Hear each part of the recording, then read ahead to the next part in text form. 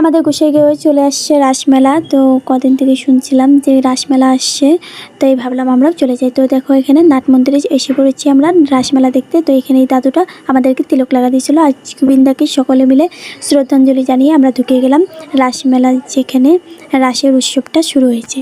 তো এটা একটু ঘুরে দেখলাম, তারপর মেলাটা একটু ঘুরে দেখলাম চারপাশটা। দেখার পর আমরা এখন এই দোকানের যে কানেরগুলো খুবই ভালো লাগতেছিলো, তো ওগুলো একটু দেখলাম। দেখার পর আমার এই কানেরটা পছন্দ হলো, নিয়ে নিলাম। তারপর আমরা উঠে পড়লাম ট্রেন গাড়িতে। তারপর এখন যাব আমরা ব্রেক ড্যান্সে উঠলাম। তো বৌদিরটা অবস্থা খুবই খারাপ হয়ে গেছিলো। তারপর মেলাটা একটু চারপাশ ঘুরে ঘুরে দেখলাম, তো কয়েকটা জিনিস নিলাম। এখন চলে যাব আমরা রাজস্থানী রেস্টুরেন্টে খেতে।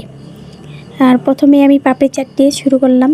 আমার পাপড়ি চাটটা খেয়ে খুবই ভালো লাগলো। তারপর এখানে চাউমিন নিয়েছিলাম।